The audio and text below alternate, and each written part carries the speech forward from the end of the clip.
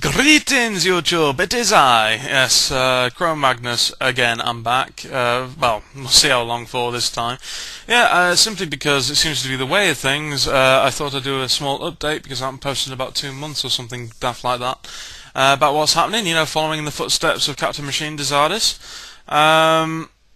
So yeah, I do apologize. You know, again, I've not been around. Couldn't. You know, nothing I could help. And some of you lot, Ogma in particular, I'm sorry, mate. You know, you sent me quite a few posts. You're obviously concerned, which was very nice of you, man. And I didn't get back to you. I've got no excuse for that. I do apologise very much. Anyway,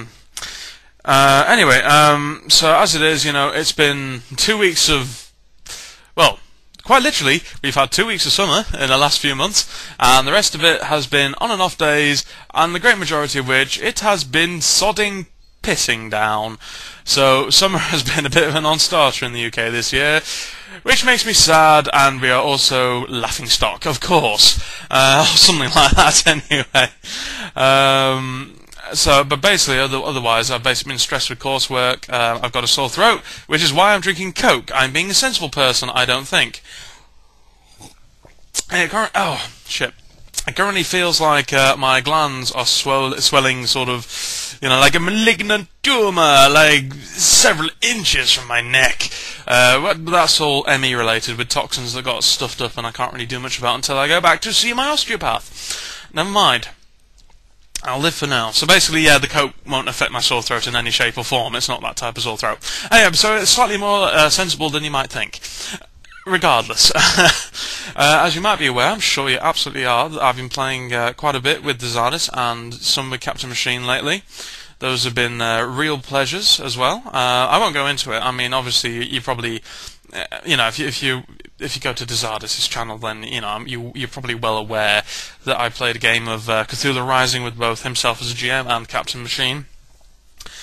He was Peter Frost, you know, sort of this stalwart sergeant, and I played Robin North. God knows why Robin, I don't know. It was a rush of shit to the brain at the time for that name.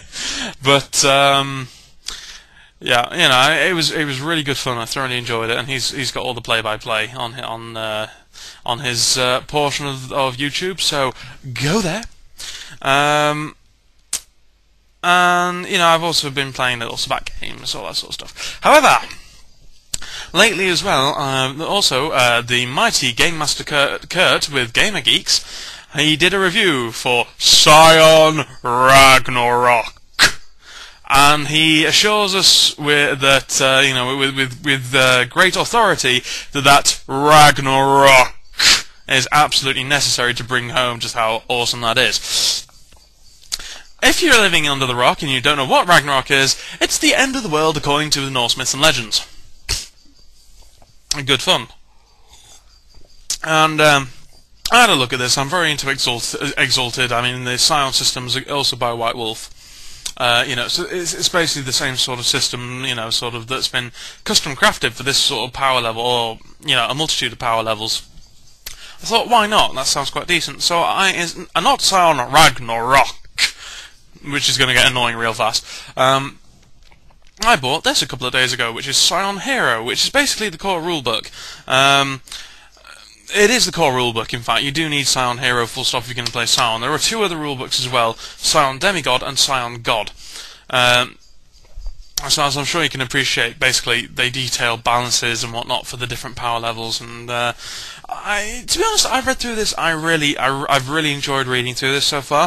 If you don't know what it is, in brief, I will review it sometime after Exalted, because the system is very similar, but it's like somebody tried to fix some of the things in Exalted, which admittedly can make it a bit long blown, you know, sort of overblown, and fix some of the things in Exalted which really didn't need to be fixed. But anyway, so I'll review this afterwards. But the setting, and this is basically on the front here. This is the Scion of Thor, Eric Donner, wielding his gun, the Giant Bane. And although it doesn't show it on the cover, it's possibly the largest handgun ever made, which is basically a cult peacemaker about triple-sized. Awesome. Anyway, basically the whole idea is that you are the god-blooded child of one of the gods. who've come down and sown their immortal seed amongst the mortals themselves, and created their scions for whatever reason. So basically, what I think is really cool about this, it's about every single myth. Basically, the pantheons of gods that are in here, and there are several more in some of the other books. In here, you have the Egyptian pantheon, the Dodecatheon, which is the Greek pantheon. I won't continue with that. I will. The Aesir, who are the Norse gods. You've got the Aztec gods. You've got the Japanese gods. The Amatseru Kami, something like that. And the lower, or the voodoo gods. This is absolutely fantastic, because you can actually be the god-blooded child of a Baron Samedi himself, and I just think that's absolutely awesome. I'm big into mythology. I love the Greek and Norse legends. I haven't really read into the Egyptian and the Aztec stuff. Does not appeal to me at all.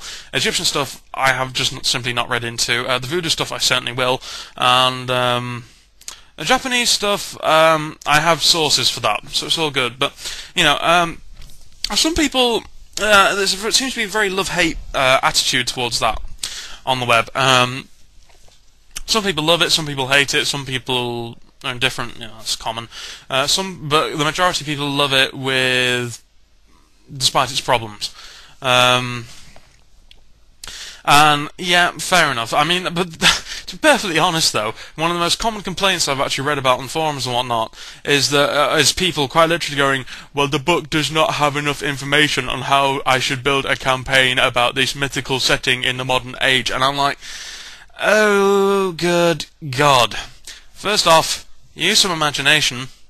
Second off, go out and buy yourself a mythology book, because you've got 4,000 plus years worth of history to pull from. And if just saying that the complaint is that Scion does not have this in the book itself.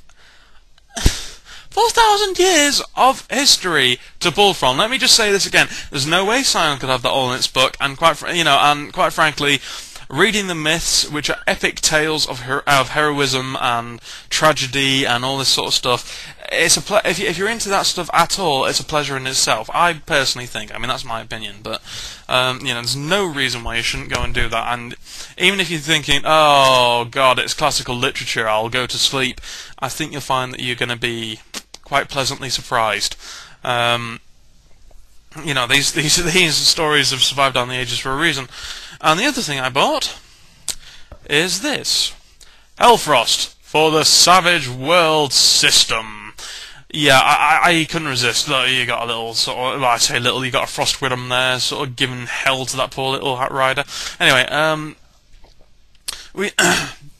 it's been a while in coming. Excuse me. It's been a while in coming. And this is only the player's guide, this one. This is actually only the player's guide, as you can see. The other two books, which are the Bestiary and the Gazetteer, will not be out until November. They've been delayed slightly, which is a real shame, but never mind. There are sort of 4 adventures very nicely priced on the Triple Ace Games website, which seem to be quite good. They're very D&D in nature.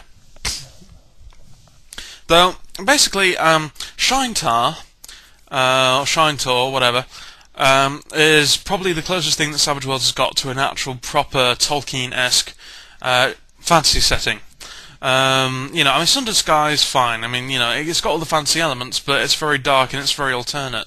This, however, excuse me, this is what Tolkien would have been if it was set in a sort of a Norse, sort of a Norse, with a Norse flair to it.